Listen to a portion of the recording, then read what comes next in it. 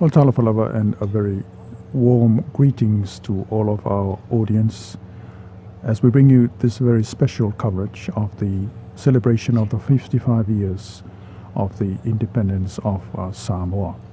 It's barely, the sun has barely come up.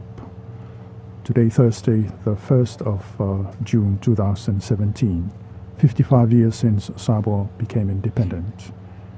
And here is the scene in front of the government building at a reclaimed area, right in the center of town, or what they called the land of Matangialalua. The center, of course, is the government building, and right across you can see the Methodist Church, and here the tents and all the organizations are organizing themselves to be ready for the march past and the official ceremonies, the raising of the flag, and the address, the independence address by His Highness the Head of State later in the program when he arrives for the 55 years of the independence of Samoa.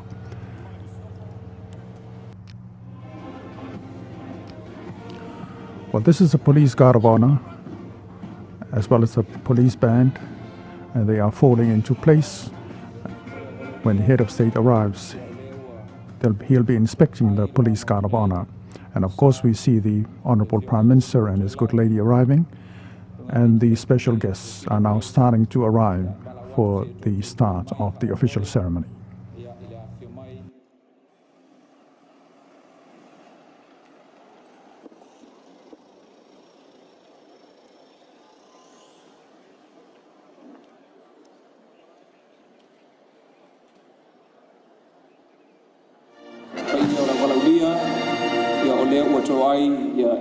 I le mama o tone le sa le fionga i le palmia o le malo New Zealand e wala watu mal faalalo se i tato tu la mai i le afio mai le fionga le Right Honourable Prime Minister of New Zealand, Bill English, and Dr. Mary English. Ia ona fa wo ile on tulai mo le tai na o tanga vai o le malo New Zealand. Please be upstanding for the arrival of the Right Honourable Prime Minister of New Zealand, Bill English, and Dr. Mary English.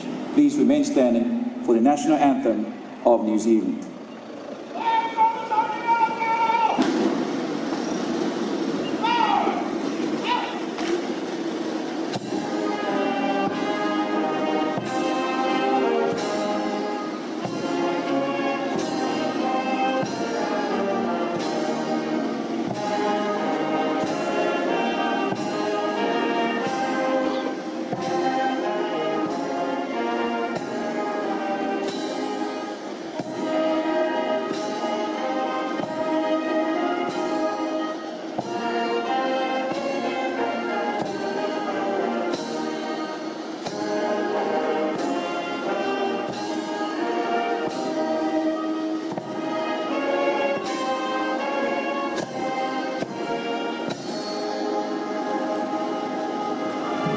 Le mabalu o le palaulia ia o le ua ngai mai i le sa lana fionga i le au mamalu o le malo male mesiofo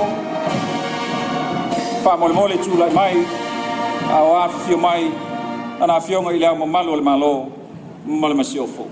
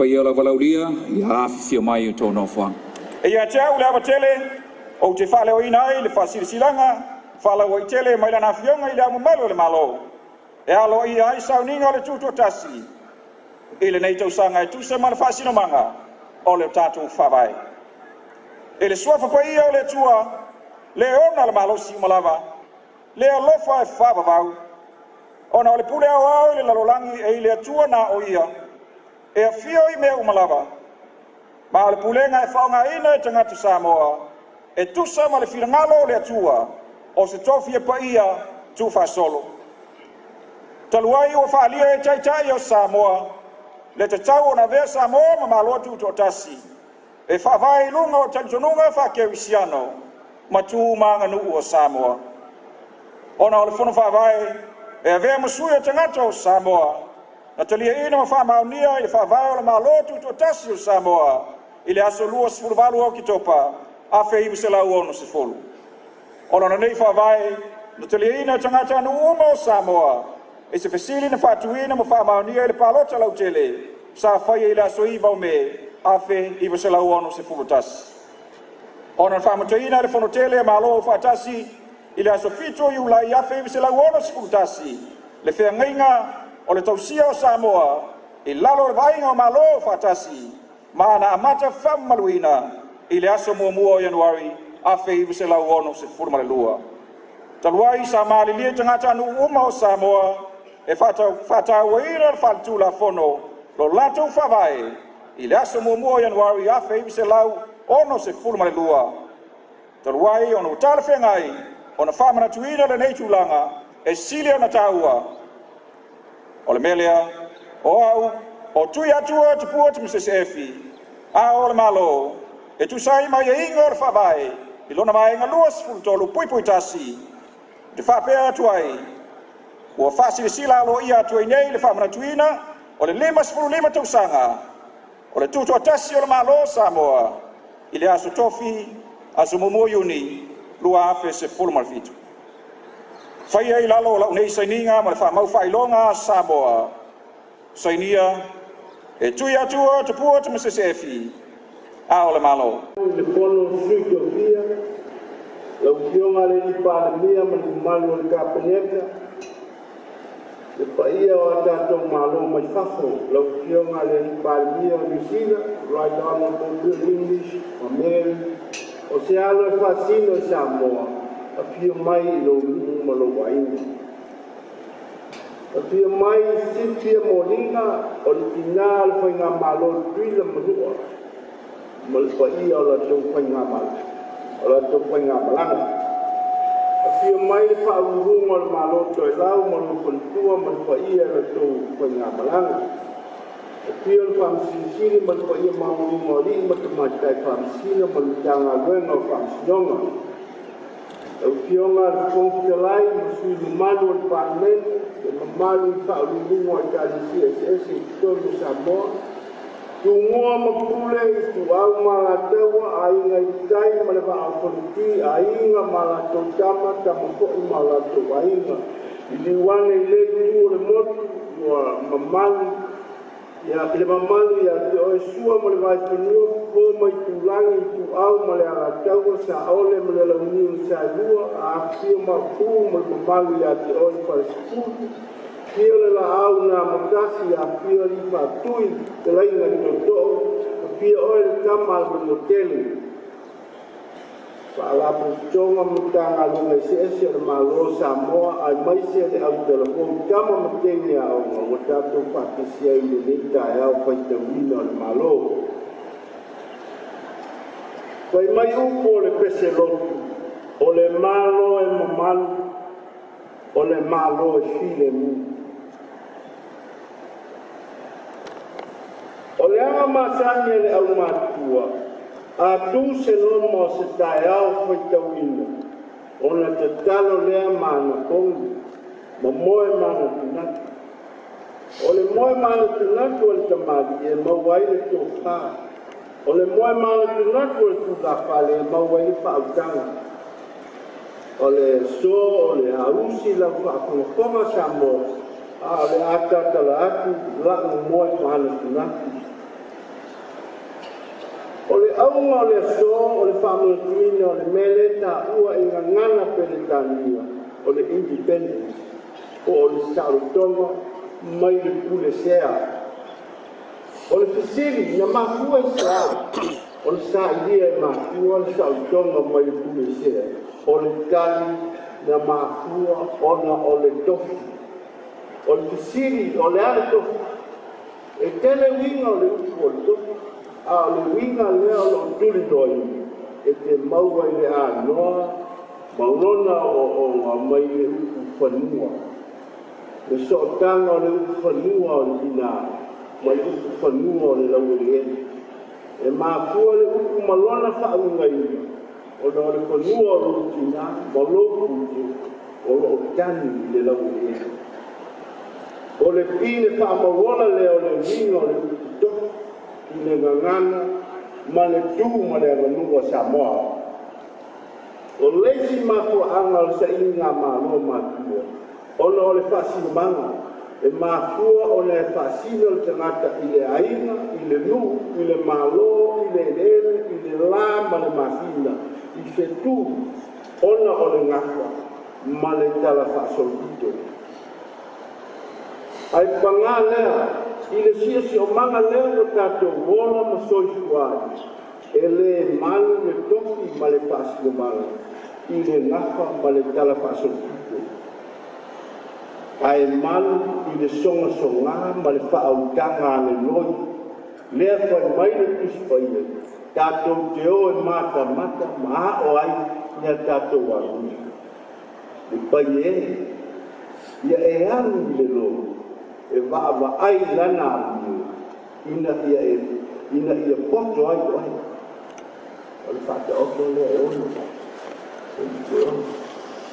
ai ese le fa mo ale ngana Samoa e fa sino le loi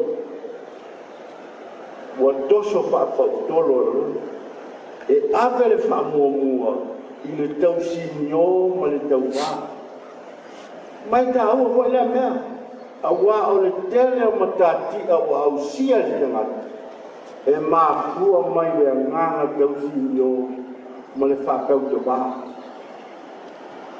o se whaola tō tonga o wa mata wina ata o tau rei wa lima taitaina le songa ma le whautanga le loi ia le ofisa o whatoanga whapeai ma le au whai whatoanga ma le au whai tisi o lo lango malo le lei whamoimoi e te soani ni masini e whagoai ala ngā ma la langa ai le lau ele te tō ai kia pura ai o le tau numa le lei ngā guenga whita o lea ua i longa le sitia o le whatau atu ni sita o le tālo whai goko maisi tu a inga whai le iana ma o longa lue monia ma noa i maketi au sitalia whapeai ma le laloranga a whai e wha au pēa o na solo monia ia lei ngā luenga o tau atia e le pine o le ato e whato sina tangata mai le tauranga o kia o tangata mai Australia ma New Zealand e po i o i a inga manu e a tiai le whatoanga i lo lato i e o ne maua mai ai se leni a manu ai o na tausi a inga pa a onga whana malango ngā ruenga lotu ma a inga i le ma losi tau e maua mai le lato whai le ianga. E mātua o le tāua le anga le rui, o le ngā luenga songa ma le whelango lo mai. O lea o to e a tia whatoanga tal, koko, esi, pūru, i a whapepo i ma palaira. O le pesosa ni tele lea i le malo e whapoa le whapita au o le whata lolo mai o te ngata mai utua ma tala api i le lau whanua o le tauranga i pia.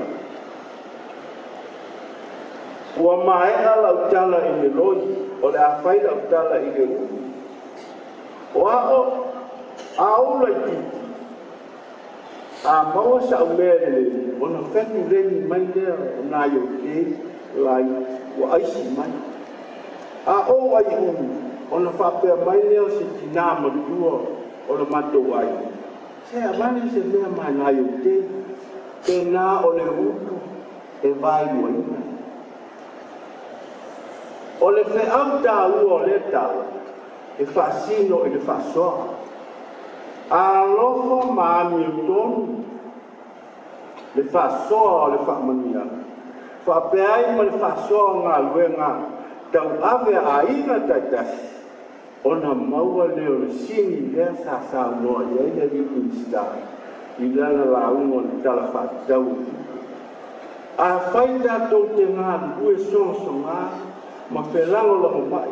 Ma o tātou whaasoa ma le ami tonu le whaamanianga ma le avenga tau ave a ina taitasi.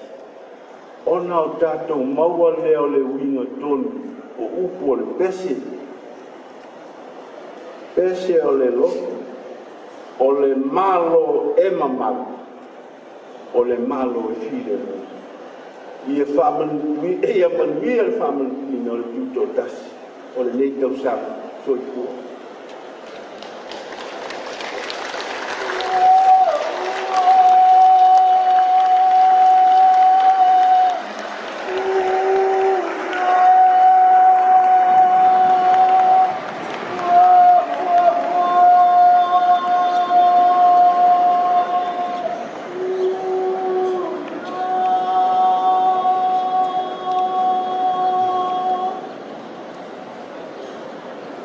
O le malo e mamalu o le malo e file mu, mai upo o le pese le whekaka. A nation which has dignity is a nation which has peace. I hope you will excuse me for not reciting the honorifics in English. The theme of my address is taken from the words of the Whakasa hymn, o le malo e mamalu, o le malo fide mu. A nation which has dignity is a nation which has peace. It was the custom of our forebears that when a special moment was forthcoming, they would revert to modes of prayer, fasting, and dream dialogues for insight. I want to share with you the insights and perspectives gained through my prayers, fasting, and dream dialogues in preparation for today. Today is Independence Day. Today we have come together to remember our forebears who fought so hard to reclaim our independence. We come together to remember their dreams and hopes and to reflect on how far we have come. If we were to ask why did they seek to reclaim our independence, the short answer would be because independence is our dofi. Dofi refers to our inheritance and heritage. It speaks about identity and selfhood. Dofi literally means to apportion. It is connected to the concepts Matafa Yori and Fa'amatafai, which refer to a responsibility for using a portion or portions of land specifically for planting and harvesting food crops. These terms recognize that land is a key part of our dofi, and using it wisely is hard work. Recent initiatives in our agricultural and horticultural industries have revived traditional land and gardening management practice with a view of developing sustainable family and village-level production enterprises in collaboration with locally owned businesses. These local businesses work closely with local farmers at the village and family level to give them access to the necessary business infrastructural support so that they can not only produce good quality produce, for example, taro, bananas, cocoa, coffee, etc., in suitable volumes, but also gain skills in sound business management practice. A few even heavily investing their own resources and profits into these initiatives as a way to nurture from the ground up economic independence.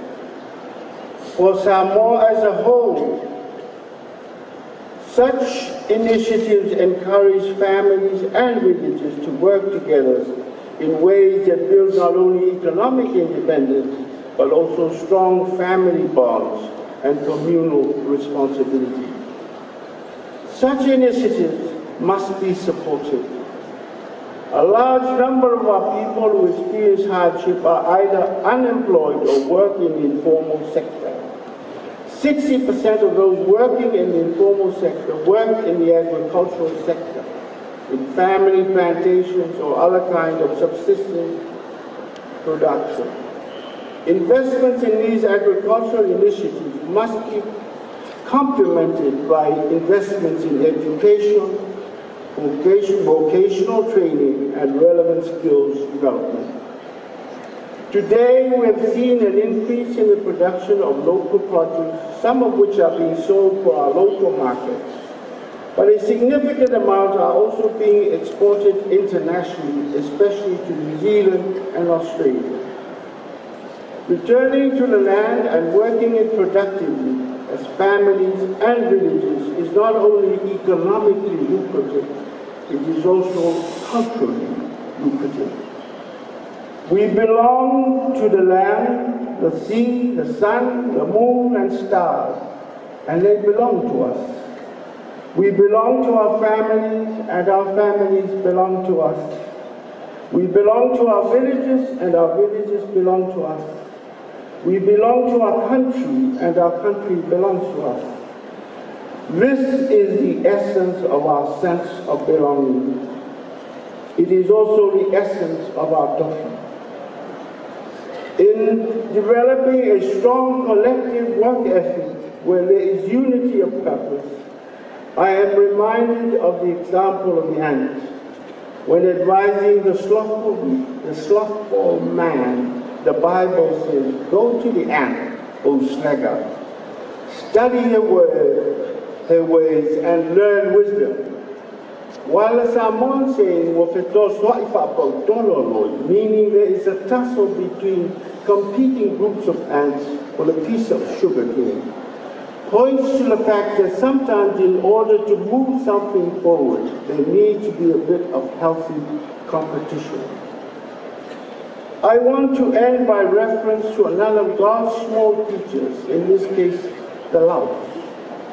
When I was a young child and I managed to acquire some goodies, my younger siblings would rally around asking for some. If I was reluctant to part with them, I can still remember one of the older ladies of my family saying,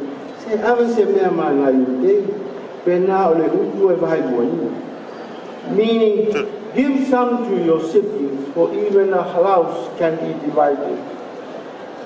The moral of the story is the ethic of sharing. We must share not only in the benefits of independence, but also in carrying its burdens and responsibilities. If we have a high work ethic and work in unity of purpose, we can achieve and maintain the kind of independence our forebears dreamt of and fought so hard for on our behalf. If we achieve this, we will find substance in the words of the hymn, Ole malo e mamalu, ole malo e filamu. A nation which has dignity is a nation which has peace. May God bless our celebration of independence. So forth. The hoisting of the flag will be performed by the Honourable Member of the Council of Deputies of Fionga Tumalili Whano Valetoa Sualauila Lua. I wish to caution our guests and everyone gathered here this morning that there will be 21 gun salutes to be fired in honor of our flag raising. Please note that these are empty rounds made especially for ceremonious celebrations.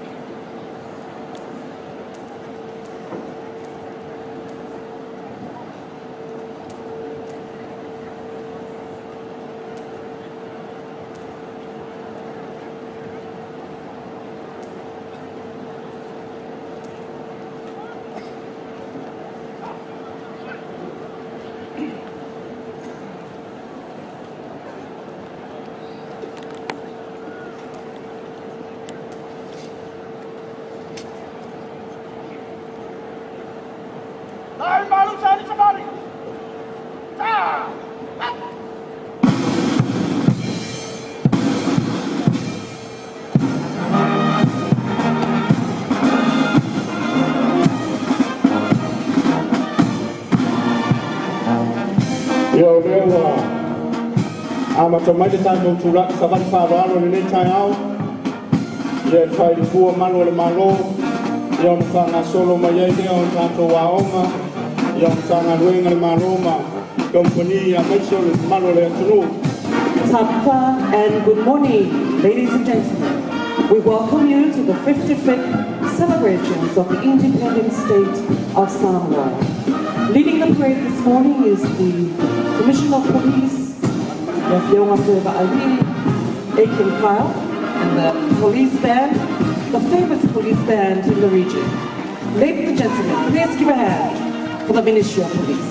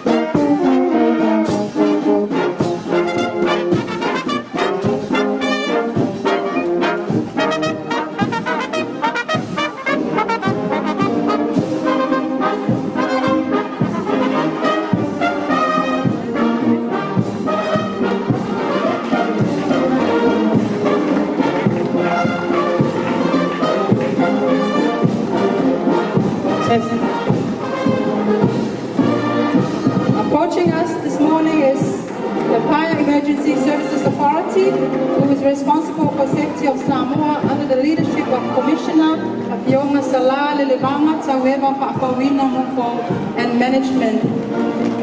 This morning we are joined with 100 total staff, including Savai office and Upolu.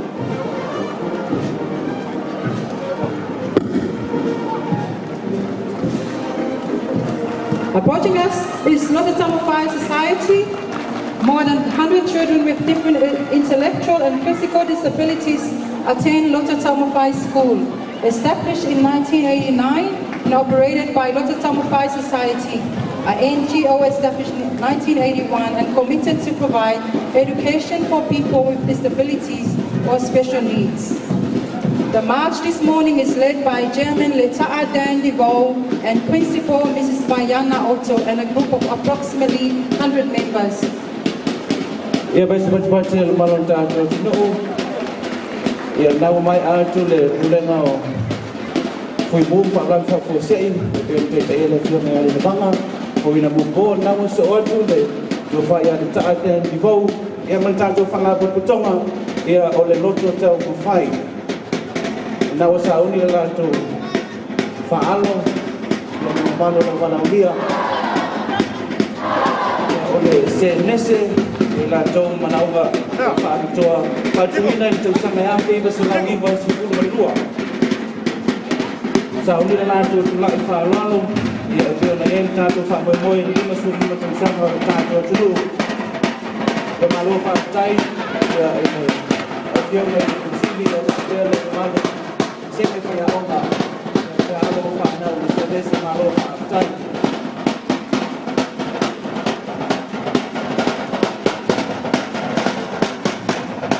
Semi whaya onga, ia mo lau i me whoi tātou whaamoemoe ni tai au lang lelei, lima tau sanga o tātou. Tutu mas patipati mo na amu, malo o tātou Apia, pia Samoa ko Tomoto. In front of the stage, ladies and gentlemen, is the office of the Legislative Assembly, led by the Honourable Speaker of the House, Afiongo Apia Petele, Tole Fofa Fisi. Fongo na fono, ia wapia fwoi na fiongo na whera tusi, ia whanumaro na tātou fono au. Lato tomi na luana, wapia fwoi na lato whaksolo, ia keo na tau wai Samoa na ulang whaka. Malo whaakutai, au lele maita maitai, ia lo fiso na fono ia wapia fwoi na li.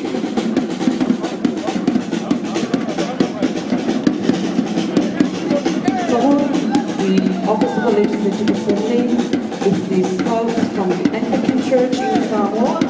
This is the only surviving Scouts, Boy Scouts in the country, and most of them come from all the schools within Samoa, as well as the different districts.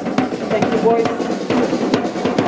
Following the Anglican Scouts is none other than Samoa College.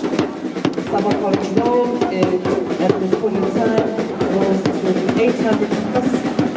As of yesterday, Tuesday the 33rd of May 2017, it is now under the Scopo Board in partnership with government through the Ministry of Education, Sports and Culture. Sabo College are marked in levels from grade 9 to 13. And the total level is in 4 grades in 10 weeks. After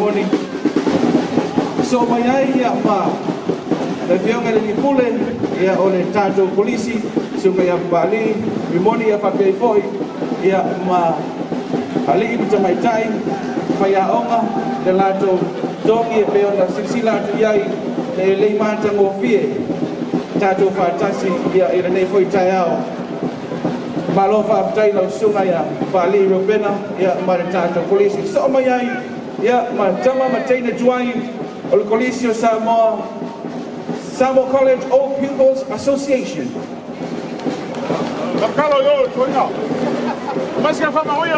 Scopo or Samoa College Old Pupils Association is located at Vaivase. Its history is actually the history of the independence of Samoa, established under the New Zealand government at the time. It is one of the Tusa Foundation. There's nurtured a lot of government leaders.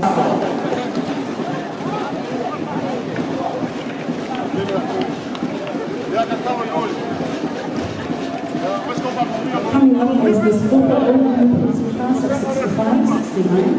Its executive comprises a former MP and the as president. And Mafitele Ayapuansa, former and personally principal for Eleele as secretary. Its members include the former MP very Australian the President Ohans Jason Joseph. Ladies and gentlemen, we have Robert Louis Stevenson School, established in 1987, led by the elementary.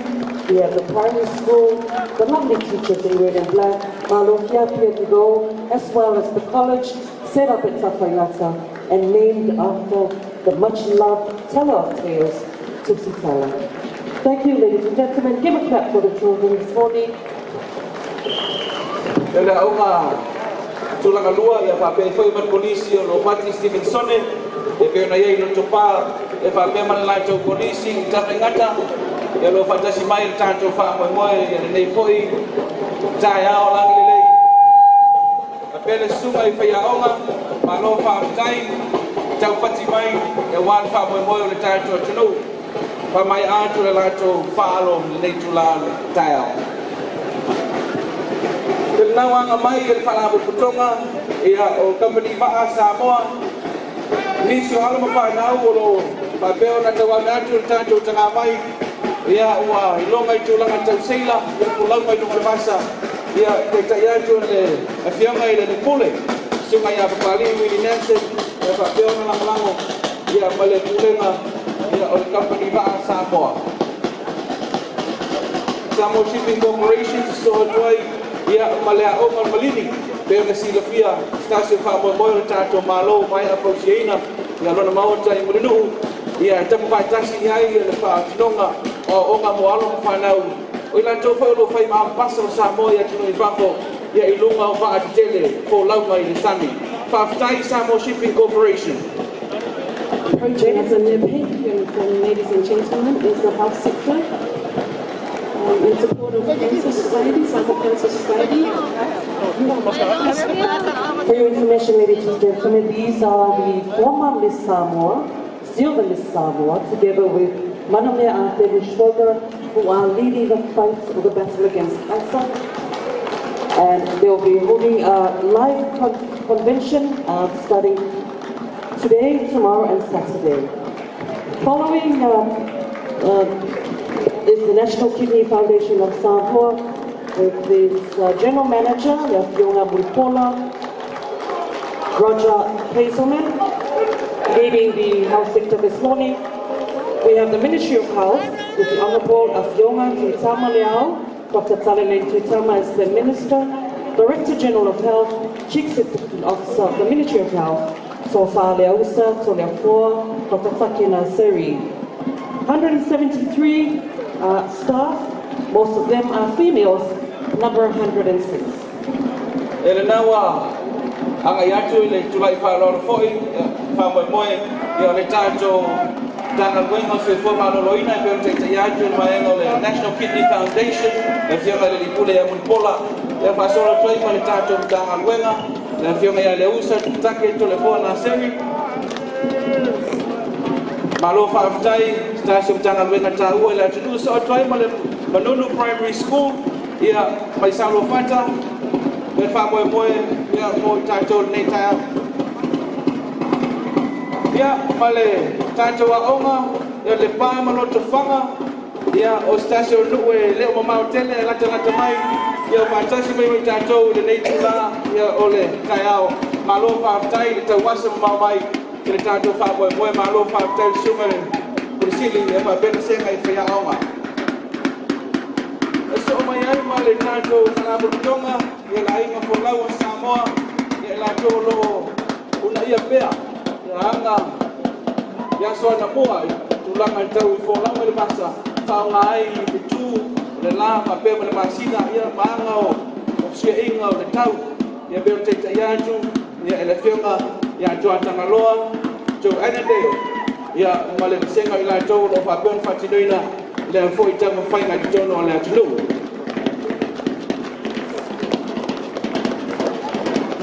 le nawa mai tato polisi o Don Bosco ia po seko ia peona mai mo atu tai atu inisi fo yo ala mafa na lo la ia le la tunu de tai me la uli le tato fa fianga ile nei aso ko la fatino inai ia pe tala malai foi ia il polisi o Ioane po seko ia ile tato fa fianga ia aone isia tato fa fianga ile oli ia pe mai a fo i vai ainga ia o le tatou fa moe na fai me la tatou fa alo ia mana ia i tatou fa moe tasi fo ia o ngaua lo tau sanga o tulai mai ia i le aloina o le fautasi ia le sa o le seka mau lo tau sanga o sampini fo i le ngata o le te wila ia pa pe fo i le sisi ngā fua o le tatou tunu.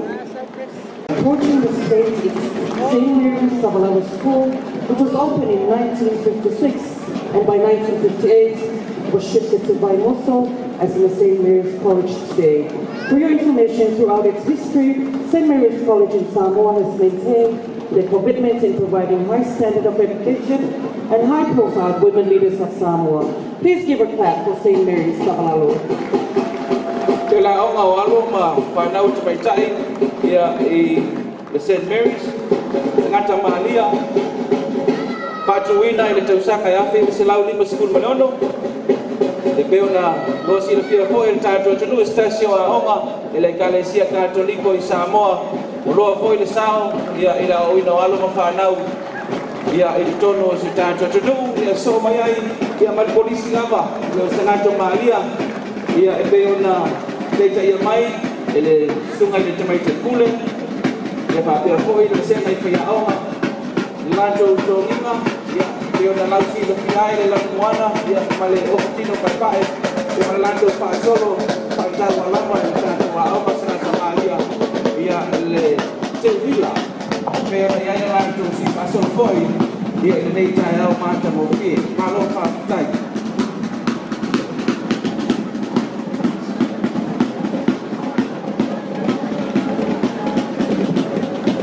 E tātou polisi o Sanata Malia e peo na iai mai moso, ia akai mai ai, ta mai tai tuai foi, ia o le tātou polisi ia po le SMOCA, St. Mary's Old Girls Association.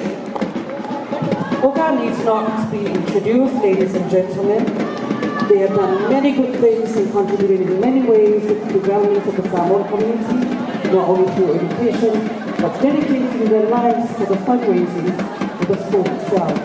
Through the Samoa Missionary Sisters of Life, they have become the living testimonies to the teachings and the spirit of SMSN. Ladies and gentlemen, please give a loud clap for SMOCA.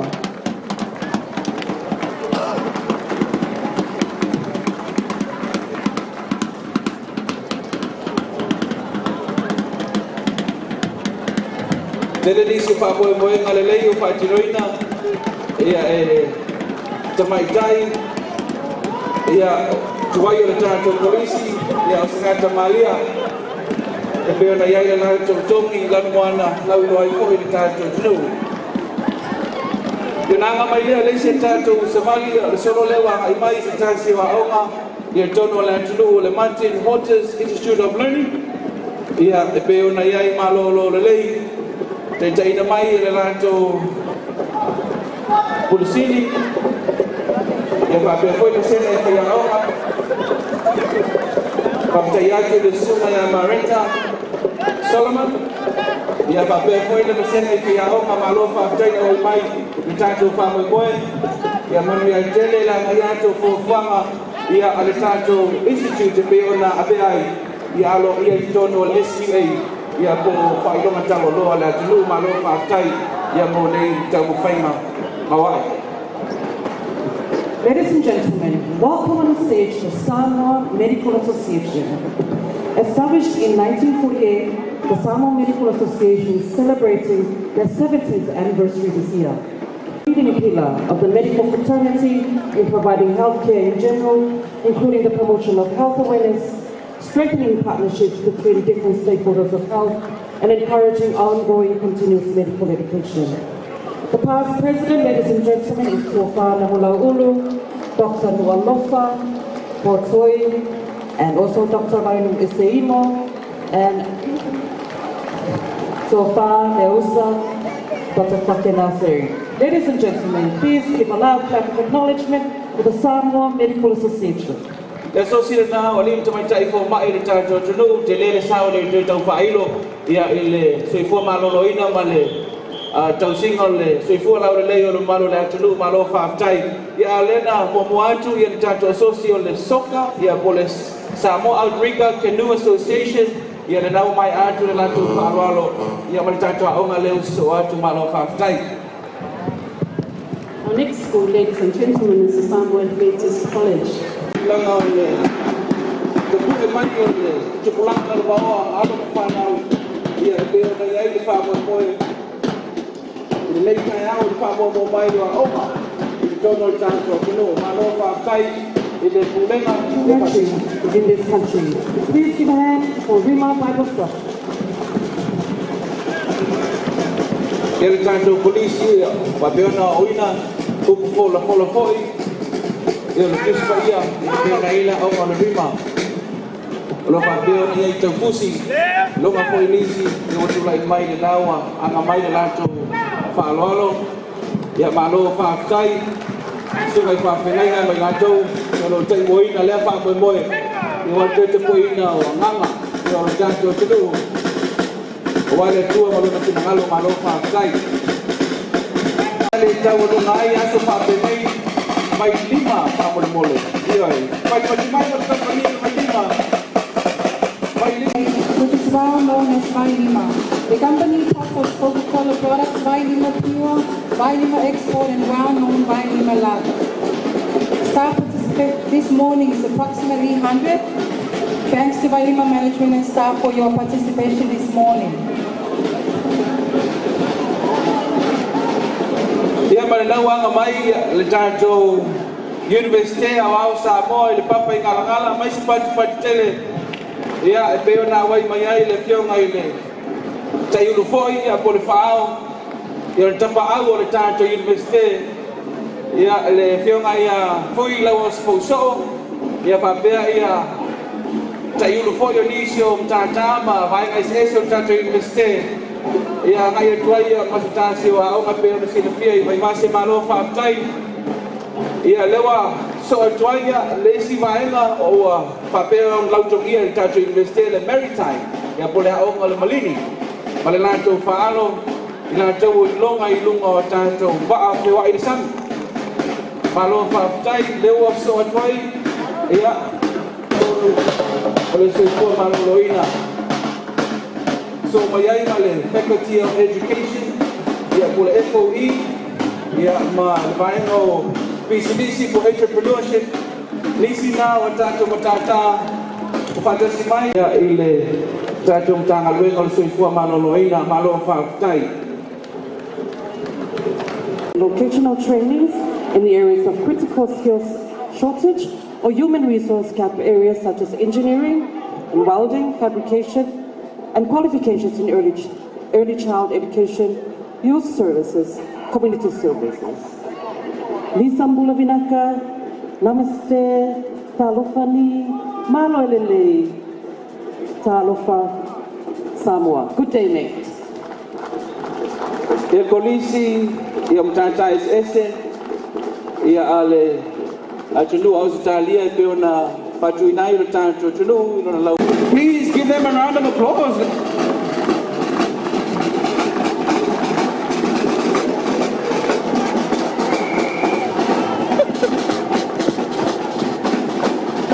Malo Whaafitai. Malo whaafitai le tātou whalabutonga le taika. Ia mai le malo ia pani lātou sawa o inai. Ia le nauanga i atu le tulai whaaloalo. Ia ale le Fale Ink and Fabrics. Dr. Paula Kokitsuala and the Chief Executive Officer, General Manager, Palantina Tupumatangi Toilupe. Comprising of this march are the medical, nursing and midwifery and allied health professions, total number of 942. Ia e moni lama o lo whapeo na whamai a fo i la lātou tautua lo tātou tunu au te lelo na sau. Ia i ngā luenga o Samoa i tausanga i tele walu tu fantasi mai o tātou au i le company o le Yazaki Samoa. Any information there? Introducing to the stage once again is Yasaki Samoa. Yasaki Samoa days might be numbered, but between now and its closure, Yasaki Samoa management and staff is celebrating a milestone achievement for being awarded with a Global Yasaki President's Award for outstanding performance and contribution to the Global Yasaki family. Malole tau pati wa le ole lea. Thank you, Mr. Dasaki Samoa, for your marvelous contribution to the economic development of Samoa since 1991. Ia taru mai lava le tausanga ia whi vaselau i vasfuru manatasi whaituina ai le Yazaki EDS Samoa Limited ia e peo na maitawatu ia olo whapeo na whaitinoina le tausanga na se mwai atu ia le lua se furu lima tausanga Tatu anga yatu i kompani whalapu putonga ia tasi leo whalapu putonga ia tatu malo whalapu putonga o suenga whaasai nisi Samoa ia le Spross e peo na teita ia mai e le fionga i le Palulunga le Palaputonga, le Suma ya Pauli, Prince Suri. Ia peo na tulai me foi le tofi, ia le taiulu o le Palaputonga i longa i Samoa malofa aftai. E fai no foi. Mai e pena ele Suma ya toa asa la masina, e mai na toa langa mau mai tia. Ia dam whainga mai le tātou polisi, ia kena le papa malofa aftai. An intelligence, Leififi College. Le colisio le fifi e per una iai da muoi malifa lanto tongi lana moana wali e lanto mua lua tato tulu e va per fuori tu langa le vai fafo ia waia tu langa fata wa inga e man fa moe moe o tato tulu malo fa tai le fionga ile pursili ia male tato company le PPE. Leading up to the stage now, ladies and gentlemen, is the Ministry of Education, Sports and Culture, with His Honourable Minister, Afionga Lowell, Solamane Malo Keneti Fio, Chief Executive Officer, Afamasanga, Dr. Caroline, Afamasanga Fortai. Number of staff is 1,820, given it's a very notable comprehensive sector, which includes about 5 to 6 agencies of government.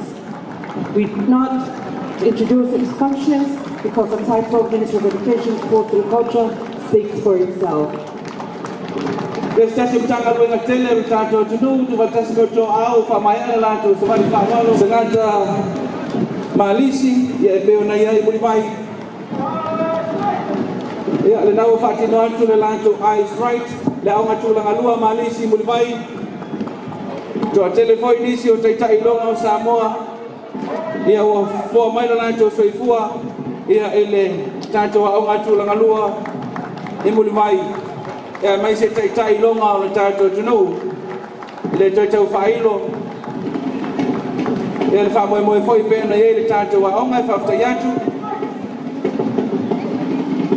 ile afionga le pursili na wali ya fa pe foi no mata se ti ai tu mai tai pena yelo na lao ile tupa fa fta yatu ya le afionga le pule se ngai fa ya o le tato polisi malo fa tai mo le sao na tau pati mai Alo mafana uri fa moe le neitaya St. Joseph's College,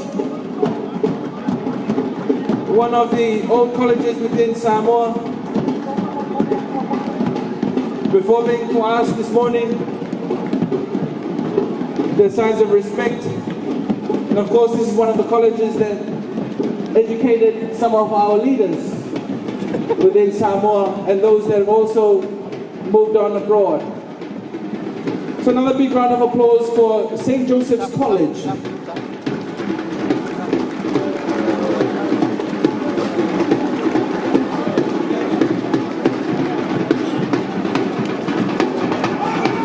We are now pai watu na tu savali ia le tausanga pai e teo na ia foi le latu tongi ia ua ia le latu ia o mai ona Eleele ia ma latu o fitina pai pai le foi ma pai a oma ma lo fa tai ma ne le fa solo te wila ia peo na ia ile tatu fa mo ia so mai ia e te olunga le fa mo ia le polisi sanga te Josefo le kalesia katoliko i Samoa.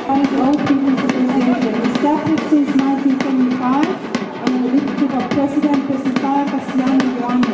This year, on the 6th of June, marks 200 years since the establishment of marriage brothers and sisters worldwide.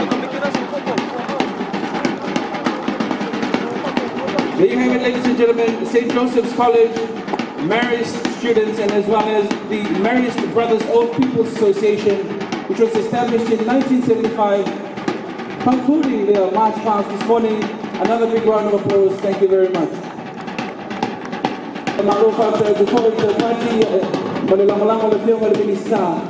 Ia kare tanto ofisa konsinga ofenga malota. Awelua Malofa aftai Office of the Regulator. Ia so swali mole tu fata singa so taina ditondo le tunu. Ia peo na sila fia foyo le mainga tau tulisi tangata tau fao mai mo mai Samoa lo velo po tu ile tama ai o Samoa tu la lua ia ua telefoni tau sanga telelo na sao ila oina wala mafana i Samoa ina na po wo mai la mai le lima sul lima tau sanga na sala tongo Samoa no lo fa wa upele tau jua ale Apia primary peo diferente. Finishing up the march past this morning is Faleata College, led by the principal, Michael Gray.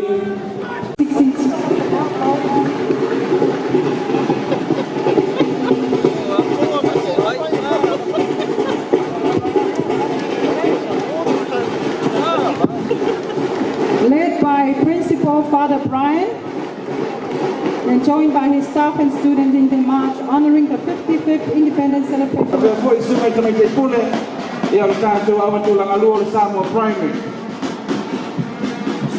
Following Camilo Eleele, tay Manilani, Peo Nayaya, le Mamalo Fengaluenga to Alima School Malpitu, ia Ilalufoyo, le Painga, Famon Malafio, and Minister.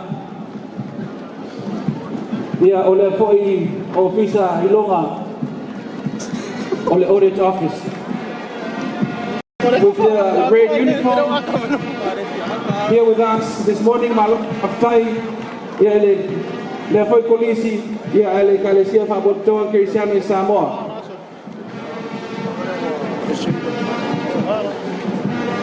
ile tanto Palaing all the panels and now I might Afionga Famasanga, Sua, Pomuluku, Onisemo. Staff numbering 84, 59 males, 25 females, which is a difference, deviation from other ministries. Give a clap for NWTI. Kele nago so mai manelaua punaoa. Tau mawhainga whapenei ia i tono Samoa mai se le tulanga ia o le whaiwina o polisi a ngai fwoi nisi o alo mawhanau ia Approaching this, ladies and gentlemen, is Eleele College, the oldest government school which officially established as an agricultural school for boys in 1924. Known as Samoa Eleele has made a name in politics, medical and legal, academics, and many other trades. Thank you, Eleele College. Mahalo pa tayo mo sa pangmatwino kiko kasa tato mahalo.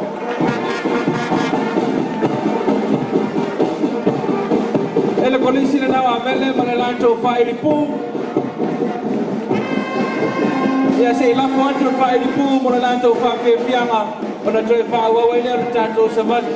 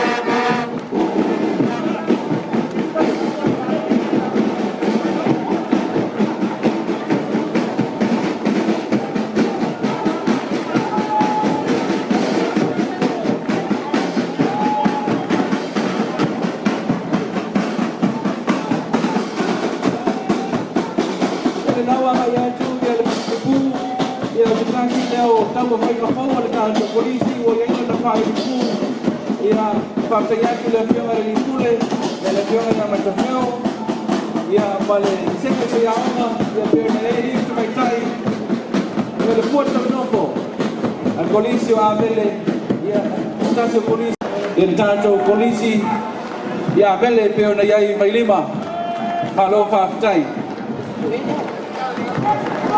Eleele faftai tamaji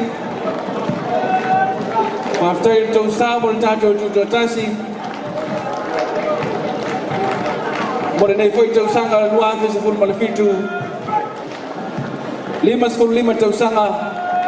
Ai longa tau te toe sama vali luma nei te mai tai. Ia ila tau tongi sama-sama pada memata. Ia tau lunga mai ai se vali polisi o avele. Eli te mai tai. Tuai o le aonga. Ia tai atu le whionga ia tupai. Maltun.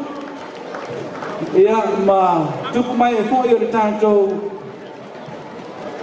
atunu o no whapeo na oi mai ia whaino lātou sao le tātou whamai moe le nei aso tama ma teine tuai o le polisi a mele whai lava si umi o le solo lea sao e le upo e le ngalo e a mele ko whea lava i le toloa e mau lava i le mai ia peo na iaia i tātou whamai moe le whenga pulenga o le tātou malo, le ngata o le malo, ia o le vaenga o le whona o au. Ia lewo ia le tātou amtanga ruenga, ia o whamsinonga, ia Samoa. With this chairman of the commission, Le Fionga Tu'u, Lofata Sanga, Dr. Yeti Tawialo. Number of staff is 68, and they're wearing brown on brown, which is an earthly color, typical of the Samoan and its surroundings. Ele tātou ofisa o komisi o tangata whengaluenga, ia le tātou malo whaatai e whionga i teitei whono, e whapea le tātou komisi.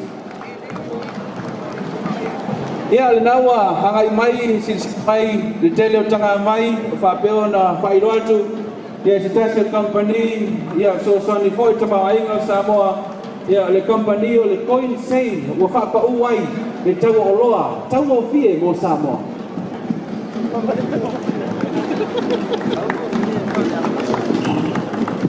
Ladies and gentlemen, Koinse, one of fast-growing media, currently serving Samoa from 3 different outlets and units. Koinse, farmers and DMC, total staff employed of 100 plus. Thank you and Malori Tapasi.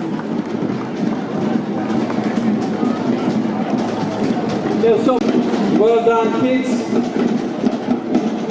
Malo whaatai, whakaiatu le tengai whaiaonga ia whapea pui kulenga ia mo tātou whāmea moe. So mai ai ma le St. Peter's School ia i le whianga whanwha. Mai tau atu ia rotu whāsora lama le whāsoina ia o tātou aonga e le ngata i kolu i le whianga tūnaka mai le taulanga. Malo whaatai le Clare Primary School.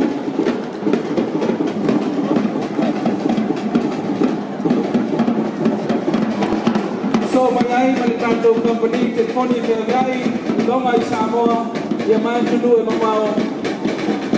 Seki a digital. E o tō samani whāwalo, a tono o whauwai i tau kene telefoni mai aso, nā lo whaatai. Following Digital is a land transport agency of the Works, Transport and Infrastructure sector, established in July 2009, led by Minister Sisunga Palutele Nikovihan, with the Chief Executive Officer since then, Fionga Leasi, Vainalepa, Naluvao, Yohane Naluvao. Its employees spans both Upolu and Savai, with its major activities since establishment, the road switch in 2009, also the tsunami immediate emergency and rehabilitation works. Thank you, LTA, for contributing to the development of our country. Led by the director, Latolevao, Mrs. Ruby Ba'a, it is covered by all competencies in all science faculties, social science, and in all areas of computer science. Welcome, University of the South Pacific. So tuai ya malo fie Samoa ya peona yai la tolo la eina ya le tato la tolo te taia le tato savali ya mo le company o le Blue Sky Samoa e pesta le Blue Sky. Blue Sky Samoa Limited is the biggest telecommunication provider on the island. The Chief Executive Officer is Tulefo Tiafau Douglas Greeley. And the offices in the Cook Islands and American Samoa, Blue Sky continues to serve the people of Samoa with the latest technology. malo whaatai e tasi hoi rei o polisi ia le tātou kalesia katoliko so ni mai le tātou whaamoemoe. Malo whaatai atu ia sunga foi le pulenga le whaapea whai aonga ia Paulo Leono nau whaatino mai le lātou whaalo.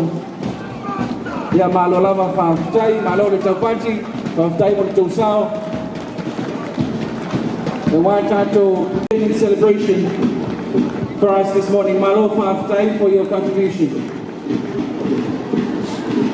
Sunga le pule, male ainga whai aonga, malo whaatai mo le tausao, le tātou whaamoemoe. Ia i le nei tai au, ai mai le au atama, ia me le whianga vai moso, ia le vai moso Boys Brigade, ia mo le lātou savali whaalolo, le nei tutotasi lo teitaina mai le kapiteni, ia le awhita i vale Kelly, ia mo le nasui o tau i ili tu mua Anthony, ia le lātou komanda le Leo Ricky Laubao. O lo lalo nei le au atama i le whamarmalunga o li whaipula le whianga vai moso, ia malo matua i le kurenu le whamauponga le tō wha, ia whaleafa maisi o tei o le whianga. O lo tōninga li ofisa le tōninga o le mau, e mana tua i pēa e vai moso tupu tamali o le atunu, ai maisi tua ao le whianga o lango mau mai tia sā. O la tō sā saina le vāo whita ua se Samoa Saloto, e pule lava i tātou tangata. Langa oina sa vali i lato nei, ia Elisio Company e pēa o le PBS. Malo whaatai, ele teitai.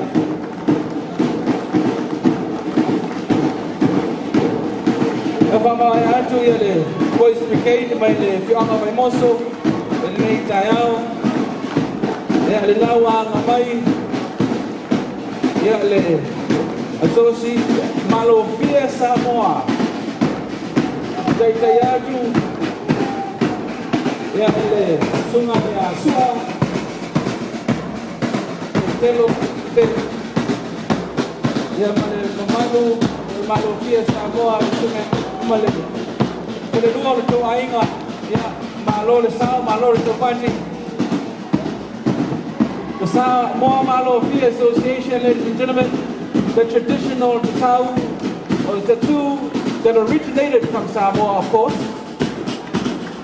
with the men wearing the famous tatau or the pea, and of course the beautiful ladies with the malu.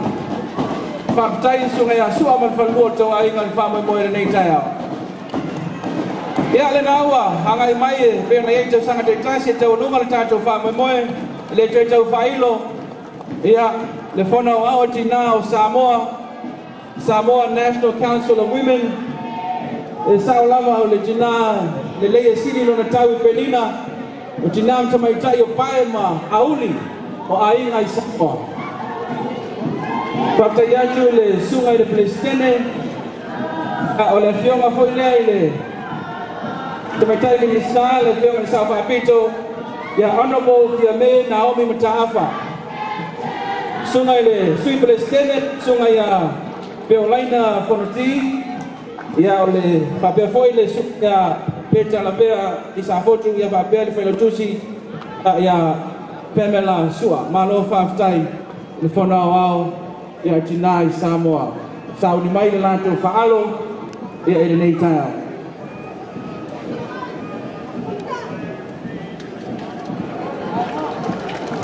Thank you very much for your contribution. The Women's Council in Samoa, National Council of Women, of course, under the leadership of the President, the Honorable Fiame Naomi Mataafa.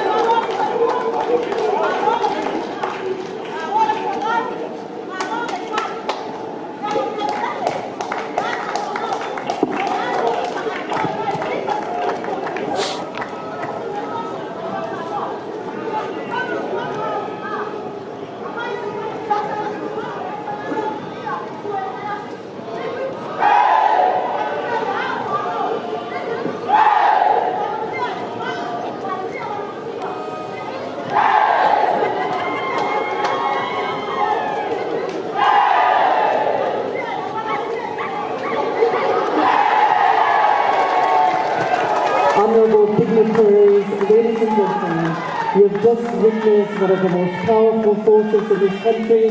In fact, they are at most the foundation and constitutional villages and also the purse strings and the hearts of this country. The National Council of Women, ladies and gentlemen. Following the National Council of Women is the office of the Prime Minister and Cabinet, led by the Honourable Prime Minister himself, Kusungatila Epa, Lupusoli Ai, and Ono, sa Eleele Manilingoi, with the Chief Executive Officer, Asionga To'otofa, and Asili Shenleo, together with management and members of his ministry. Please, give him a loud applause for those who hold the fort in most challenging times of this country, serving cabinet, serving members of the parliament, serving all government ministries and organizations, as well as members of the public.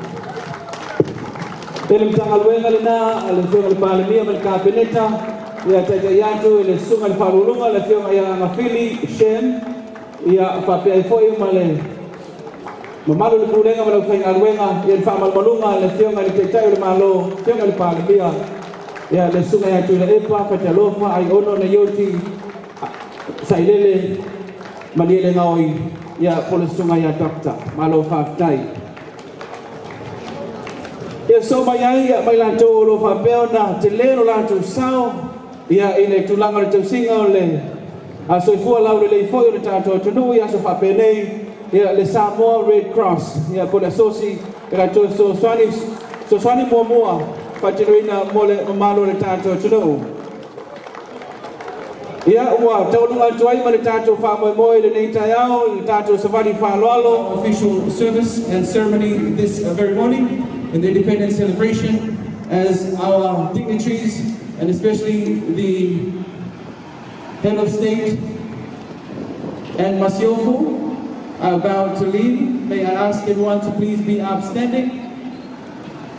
Alawantu manfalolo manol tato Apia, Samoa tulanga falupe, ya sio tato tutulai fantasi, ya ai sei tumuli ya mafiofo ile fioma mamalo ile au le malo le fioma ya tia tua tupuata msesefi ya male masiofo ya filfilia ile mai ayo le tato famo moi le nita yao.